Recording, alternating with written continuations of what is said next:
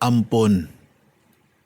Salitang madalas kong marinig sa mga kapatid ko kapag inaaway nila ako. Salitang hindi ko paniniwalaan pero madalas akong nasasaktan. Hindi ko man inaamin sa kanila pero tumatagos sa puso ko. Alam ko naman na pang-asar lang sa akin yun kapag naiinis ang mga kapatid ko pero di ko maunawaan kung bakit kapag naririnig ko ang salitang yon ay parang nagkakaroon ako ng pagdududa.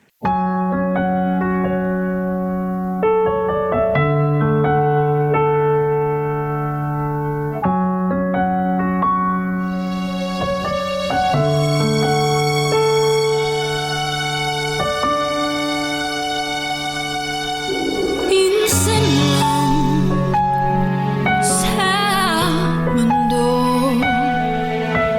isinilang ang isang ako.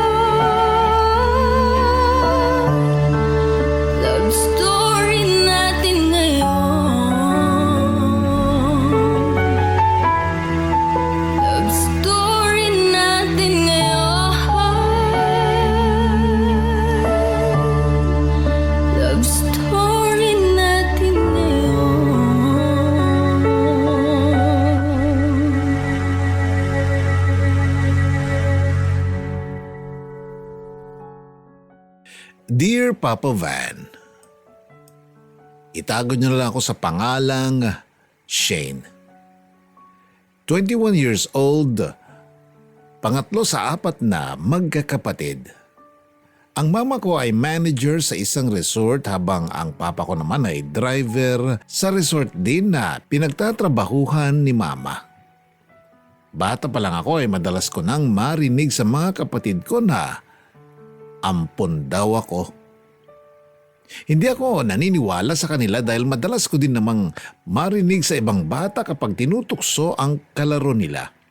Ganon ang tukso sa akin at madalas din akong pinagtatanggol ni Tita Lorna. Pero bihira ko na siyang makita ngayon dahil sa Pampanga na naglalagi ang mga to, kasama ng kanyang pang-apat na asawa. Kapag naririnig ko noon ang tungkol kay Tita Lorna ay parang natatawa ako na nalulungkot dahil sa sinapit ng buhay nito. Nakaapat kasi ito ng asawa at 5 ang anak sa 4 na lalaking kinasama nito. Hindi naman daw ito pokpok at nagkataon lang daw na di talaga siya sinuwerte sa mga naging asawa. Magaan ang loob ko kay Tita Lorna dahil sa kabaitan na pinapakita niya sa akin.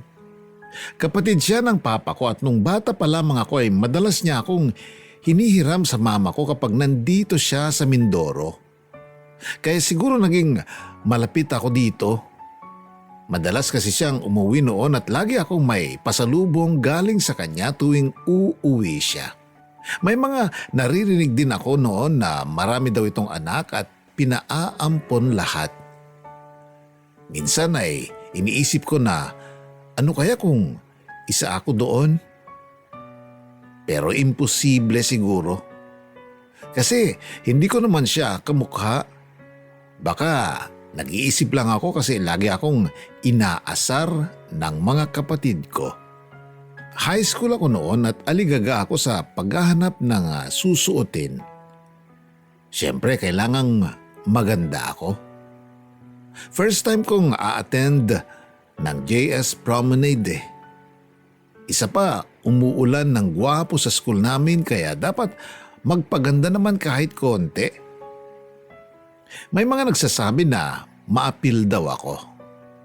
Aaminin ko na kahit ganito lang ako ay ligawin naman. Maraming nagsasabi na mas maganda ang kapatid ko pero mas pansinin daw ako. Hindi rin ako makapal mag-makeup na gaya niya kaya mas madalas mapagkamalan siya na mas matanda sa akin. Madalas kong napapansin na iritado siya pagdating sa akin. Kaya hindi ko na lang pinapansin dahil lalaki lang lagi ang gulo pag pinatulan ko siya. Pero minsan pala kahit anong pagpipigil mo ay lumalabas din ang sungay kapag nasasagad na. Nakakawala ng respeto kapag harap-harapan ka ng binabastos ng taong alam mong mas bata sa'yo. Mahirap palang magpigil ng galit lalo na kapag napapahiya ka na sa harap ng maraming tao. Hindi mo na nga pala mapipigil ang sarili mong lumaban kapag nasa alanganin ka ng sitwasyon. Nakalimutan ko na rin ang salitang kahihiyan dahil sa silakbo ng galit. Habang naghahanap kami ng damit na susuotin ay pinaparinggan niya ako na akala mo siya ang magbabayad. Kung tutusin naman ay binigyan ako ni mama ng pambayad para sa irerent naming gown hanggang sa hindi na ako makapagtimpi. Ang daming tao ang nakakarinig sa mga sinasabi niyang ampun ako. Hindi man lang niya inisip na mas matanda ako sa kanya. Dahil sa inis ko, sinugod ko siya sa may hila sa kanyang buhok. Hindi ka talaga titigil ha? Sa susunod na tawagin mo akong ampon, ilalampaso ko yung mukha mo sa semento. Sumusobra ka na. Galit kong sambit. Pag uwi mo sa bahay, ihanda mo ng damit mo Dahil siguradong palalayasin ka ni Mama kapag nalaman niyang ginawa mo sa akin. Bulyaw niya. Baka ikaw ang palayasin. Kahit kailan, wala akong ginawang masama sa'yo. Puro na nga pabor sa'yo ang ginawa ko. Ako na halos ang sumasalo ng mga gawaing bahay pati projects mo na di mo may pasa-pasa kasi bulakbul ka. Tapos, ito pa gaganti mo sa akin? Mas makapal ang mukha mo. Sumbat ko. Papasok pa lamang ako ng bahay ay naririnig ko na ang boses ng kapatid ko. Umiiyak habang may kausap sa telepono. Kung nakakamatay lang ang tingin, malamang namatay na ako. Hindi ko na lamang siya pinansin at pumasok ako sa loob ng kwarto para magpalit ng damit. Ang pagkumpronta sa kanya ay sinantabi ko na lamang muna. Dinig na dinig ko mula sa labas ang boses ng kapatid ko. Nagsusumbong ito kay Mama. Ang masakit pa nito ay binaliktad nito ang sitwasyon at ako ang pinapalabas na namahiya sa kanya. Sa puntong yun ay hindi na ako nakatiis kaya lumabas ako at inagaw sa kapatid ko ang cellphone niya para kausapin si Mama. Nagulat siya sa ginawa ko. Nag-agawan kami ng cellphone hanggang bumagsak ito sa sahig at nabasag. Galit na galit siya sa akin at sinisisi ako sa nangyari. Pagkatapos ng nangyari sa loob ng bahay, ay umalis siya habang umiiyak. Hindi ko alam kung saan siya pupunta pero kinakabahan ako. Malamang magsusumbong yun kay Mama at ipapakita ang nabasag na phone. Natatakot ako pero nilakasan ko ang loob ko. Mamahalin kasi ang cellphone ni Jana at regalo pa yun sa kanya ni Mama at Papa nung birthday niya. Naghintay ako kung tatawag si Mama sa akin o bigla na lang itong dadating para pagalitan din ako. Alam kong nasaktan ko si Jana pero kasalanan naman niya ito. Tao lang ako at nasasagad din. Wala akong intensyong masama at matagal ko nang pinipigilan ang sarili ko para patulan siya. Mahal ko ang kapatid ko pero hindi talaga siguro maiiwasan minsan na nagpapang-abot talaga lalo na kapag sobra na. Mali man ang ginawa ko pero sigurado ako na sa ginawa kong iyon ay magtatanda na si Jana. Hindi ko napigilang manumbat dahil napupuno na ako. Totoo lang naman ang sinasabi ko. Alam kong pinag-uusapan na kami ng mga tao sa labas dahil parang may shooting na action movie. Habang nagtutupi ako ng mga damit ay mas lumalakas ang kaba ko. Ilang oras na lang kasi at pauwi na si Mama. Malamang na malaking gulo, lalo na kapag nalaman nito ang ginawa ko kay Jana. Isip ako ng isip kung anong sasabihin ko dahil malamang pag si Jana ang nagkwento, kahit siya ang mali ay binabaliktad nito ang pangyayari kaya madalas ako ang napapagalitan. Pinagdarasal ko na sana lang maganda ang mood ni Mama pag uwi. Kaso tama nga ang hinala ko. Galit na galit nga si Mama Sonia sa akin dahil sa sumbong ni Jana sa pagpapahiya at sinaktan ko lang naman siya sa harap ng mga kaibigan ko. At isa pa ang pagbasag sa cellphone niya na hindi ko naman sinasadya. Pilit niya pa rin pinapaamin kay Mama na ampun ako dahil sa narinig niyang usapan nila ni Papa at isa pa perwisyo lamang ako sa bahay na to. Binigyang babala ni Mama si Jana na kapag hindi pa titikom ang bibig ay baka masampal ito. Pero patuloy pa rin ito sa pagsasalita ng hindi maganda sa akin. Hindi na nakapagtimpi. Kaya agad niyang sinampal si Jana ng malakas. Hindi niyo kailangang palakihin ang gulo. Magkapatid kayo. Hindi kayo dapat nag-aaway. Hindi na kayo nahiya? Ani Mama. Ma, gusto kong malaman ng totoo. Singhal ko. Shane, pwede ba? Ma, please. Okay, sige. Tutal, ayaw mo din naman tumigil eh. Ayaw ko muna sanang pag-usapan ito. Pero malaki ka na rin naman kaya siguro oras na para malaman mong totoo. Tama ang sinabi ni Jana. Ampon ka lang namin ng papa mo. Si Tita Lorna mo. Si Tita Lorna mo ang tunay mong ina. Pero hindi ka naming tinuring na iba. Mahal ka namin at alam kong nararamdaman mo yon. Pag-amin ni Mama. Bigla akong natahimik.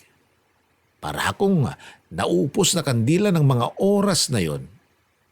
Hindi ko alam kung anong gagawin ko. Iiyak ba ako? Tatawa? O sisigaw? Paano nangyari? Bakit ganon? Bakit ako pinamigay? Sobrang dami pang katanungan sa isip ko na ni isa ay wala akong alam na kasagutan. Para akong binuhusan ng malamig na tubig. Matagal akong di nakapagsalita at malakas na hagulgol lamang ang lumalabas sa bibig ko nang matauhan ako. Inalam ko sa mga tiyahin ko ang totoong nangyari dahil ayaw kong magtanong kay Mama. Ayon sa tiyahin ko na kapatid din ni Papa. Pinagbubuntis pa lamang daw ako ng aking ina ay kinausap na ito ni Mama Sonia nung malamang babae ang magiging anak nito dahil wala siyang anak na babae. Nung una daw ay ayaw pumayag ng tunay kong ina. Pero dahil na rin sa kahirapan at isa pa ay may bisyo ito, kaya napilitan itong ipaampon na nga lamang ako. 5 kaming magkakapatid sa iba-ibang lalaki at lahat kami ay pinaampon. Sa kabila ng mga nalaman ko ay nagpatuloy ako ng pag-aaral. Pinagpasalamat ko na lang na nabubuhay pa ako ngayon at kumakain ng 3 beses sa isang araw. Hindi ako nagpabaya sa pag-aaral at na-maintain ko ang matataas na grades. Nabigyan ako ng pagkakataon para makausap si Tita Lorna. Ang tunay kong ina. Sa araw na yon ay tahimik lang akong nakaupo sa harap niya. Hindi ko alam kung paano ko siya uumpisahang kausapin. Kung noon ay nagagawa kong magsumbong sa kanya kapag inaasar ako ng mga kapatid ko, ngayon naman ay parang umatras ang dila ko at para akong pipi na walang salitang lumalabas sa bibig. Kailangan kong maging matapang. Kailangan kong malaman kung bakit. Kung bakit ako ipinamigay. Gusto kong masagot ang lahat ng katanungan na nabubuo sa isip ko nang agad niyang tanungin kung kumain na ba ako. Ngunit ang una kong bigkas ay kung bakit niya ako pinaampon. Pero hindi niya ito sinagot at binaling sa iba. Muli ko ulit siyang tinanong. Bakit niyo ako pinaampon? Bakit ako? Anong kasalanan ko sa inyo? Galit kong saad. Hindi niyo ba naisip ang mararamdaman ko kapag nalaman kong totoo? Hindi niyo ba alam kung gaano kasakit sa pakiramdam ko na malaman kong ampun ako? Na may 4 pala akong kapatid na pinapaampun niyo din? Di ba mas masarap yung sama-sama kami kahit walang ulam? Na nag-aasaran o nag-aaway dahil sa konting pagkain? Tuloy-tuloy kong sambit. Patuloy pa rin siyang humihingi ng tawad sa akin dahil sa mga nagawa niyang pagkakamali sa amin ng mga kapatid ko at pilit pinapaintindi na kaya niya nagawa yon dahil sa mahirap lamang siya. Kailangan niyang gawin yon dahil ayaw niyang maranasan namin ang hirap na dinanas niya nung siya'y bata pa na walang makain. Hindi ko alam kung anong iisipin at mararamdaman ko sa mga oras na yon. Basta ang alam ko lang ay galit ako. Patuloy pa rin siyang humihingi ng tawad hanggang sa nabanggit niya ang mga kapatid ko at kung saan sila ngayon. Nasa Pampanga ang ate Lorraine mo. Si Jake naman ay nasa Maynila. Si Enzo ay dinala sa Sweden ng kumare ko. At si Jonas. Nawalan ako ng balita dahil lumipat sa Davao ang umampon sa kanila. At nawalan na ako ng kontak sa kanila. Pagpapaliwanag niya. Ipinamigay mo kaming lahat para maging maayos ang buhay mo? Para wala kang iisipin? Hindi ka ba nahihiya sa ginawa mo? Singhal ko. Kung kinakailangang lumuhod ako sa harapan mo, gagawin ko. Mapatawad mo lang ako. Pagmamakaawa niya. Kahit ilang beses kang lumuhod sa harap ko, hindi pa kita mapapatawad. Hindi ganon kadaling ibigay ang kapatawaran sa isang taong walang puso na kagaya mo. Sana hindi na lang kayo ang naging ina ko. Galit kong saad. Alam kong masakit ang mga sinabi ko sa kanya pero hindi ko napigilang ilabas ang lahat ng sama ng loob ko na para bang matagal ko nang kinikimkim. Gusto ko rin siyang yakapin pero mas nananaig ang... Gusto ko rin siyang yakapin pero mas nanaig ang galit at sama ng loob. Hindi ko alam kung saan ako mag-uumpisa. Hindi ko alam kung paano sisimulan ang buhay ko. Kaakibat ang katotohanan na isa akong ampon. Maaring maging masama ako dahil hindi ko magawang patawarin at unawain ang tunay kong ina. Pero sobrang sakit ng nararamdaman ko at hindi ko pa kayang magpatawad. Para akong nakalutang ng mga oras na yon at para akong wala sa sarili. Ganun pala ang pakiramdam kapag nabubuhay ka sa kasinungalingan. Maraming pumapasok sa utak ko. Maraming nabuong kaya pala sa utak ko. Parang gusto ko nang sumabog. Parang gusto kong magwala. Pero para ding walang laman ang puso't utak ko. Kung pwede nga lang akong tumalon sa tulay, ginawa ko na. Kaya lang, hindi naman yun ang solusyon.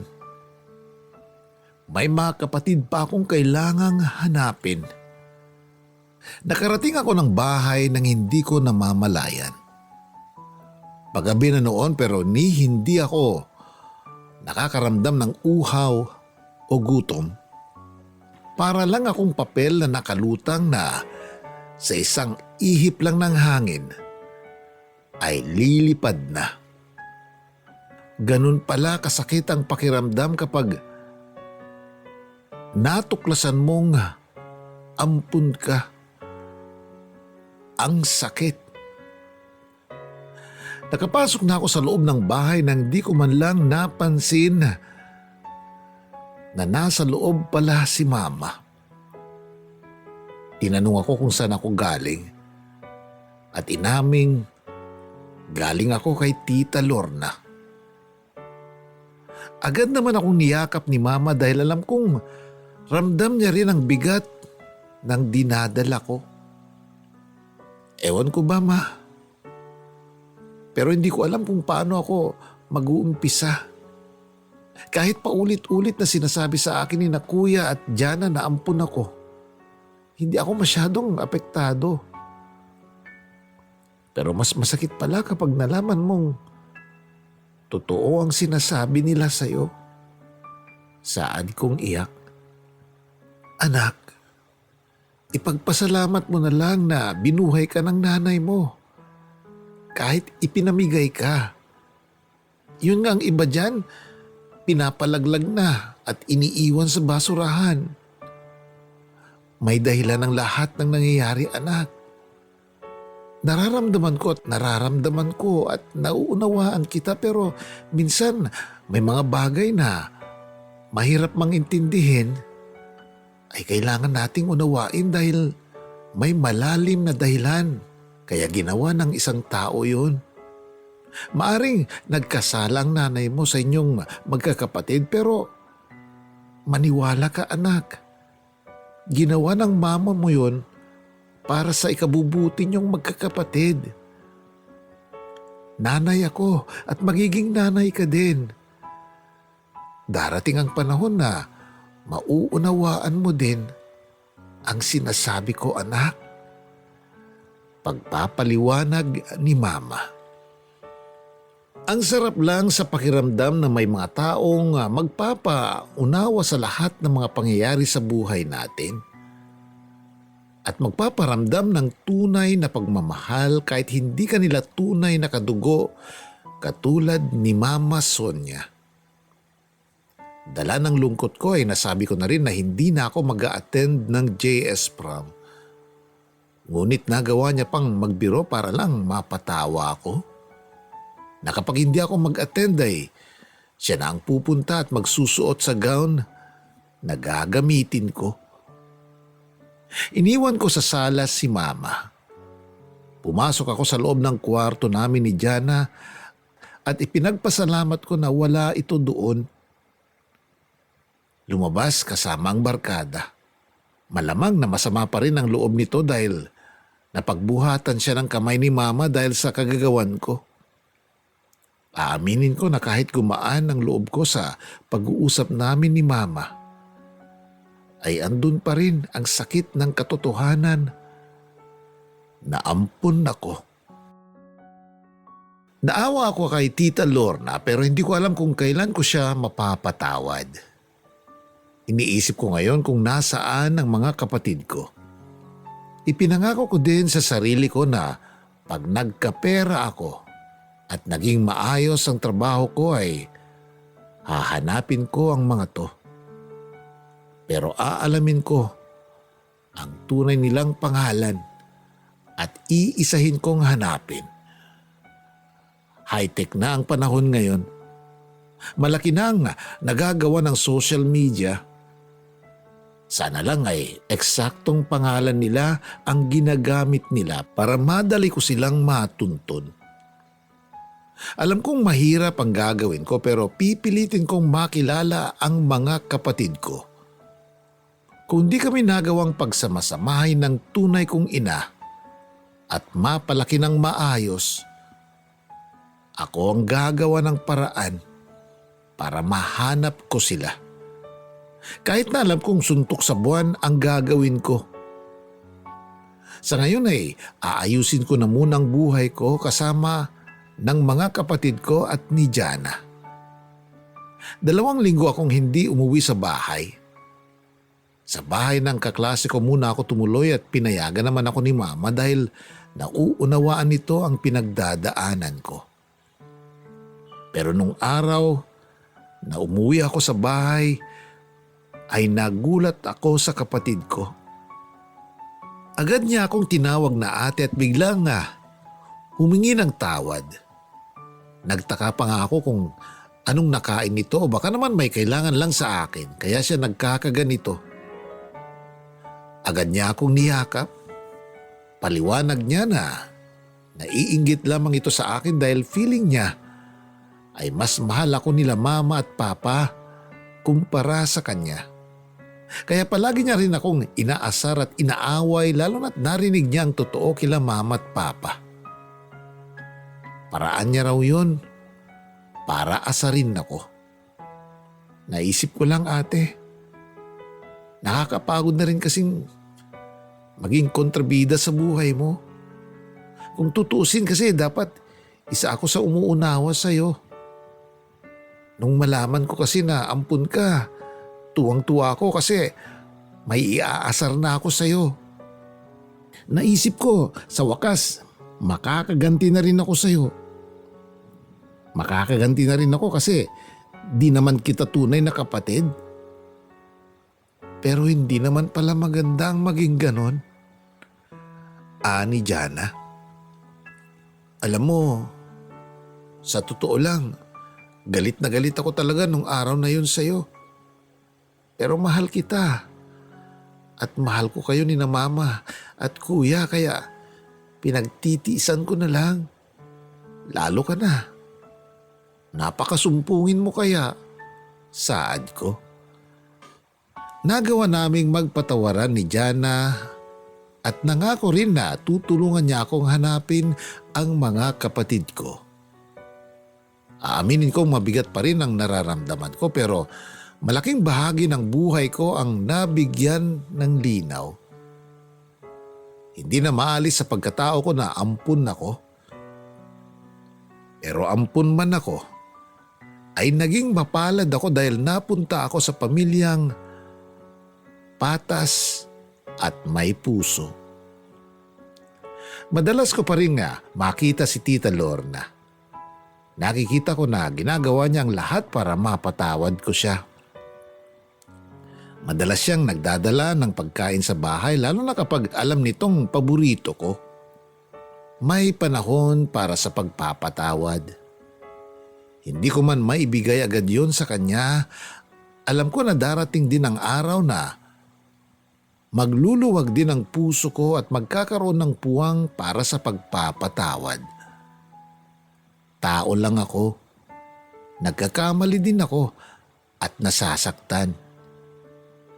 Ibinigay sa akin ni na mama at ng mga kapatid ko ang desisyon ko pagdating sa puntong pagpapatawad. Ilang beses kong dinasal na sana ay matutunan ko rin siyang tanggapin bilang tunay kong ina bago mahuli ang lahat. Pero sa ngayon, hindi ko pa kayang ibigay sa kanya yon. Gaya ng pinangako ko sa sarili ko ay hinanap ko ang mga kapatid ko. Si Ate Lorraine lang ang nakontak ko at sa bakasyon ay luluwas kami ng Pampanga para magkita. Masaya kami pareho at gaya ko ay galit din ito kay Tita Lorna. Pero hindi rin ito isinarado ang puso niya na balang araw ay mapapatawad naman niya. Sa ngayon ay patuloy pa rin akong nangungulila sa mga kapatid ko. Pero alam kong darating din ang araw na magkakasama-sama kami. Masakit kong iisipin na ampun lamang ako. Pero kahit ampun lamang ako ay naging mapalad ako dahil ito ang naging daan para maging maayos ang buhay ko. Natutunan kong mahalin ang sarili ko at natuto din ako na palagahan ang mga bagay kung anong meron ako. Naging matigas man ang puso ko sa pagpapatawad, alam kong darating ang araw na matututunan ko rin yon sa tulong ng mga taong nagmamahal at umaruga sa akin. At palagi pa rin nilang pinapaalala sa akin na walang ina nagugustuhing mapasama ang kanilang anak. Hanggang dito na lang po at sana'y nagustuhan nyo ang aking kwento. Ang inyong kapuso at kabarangay forever, Shane. Minsan lang sa mundo isinilang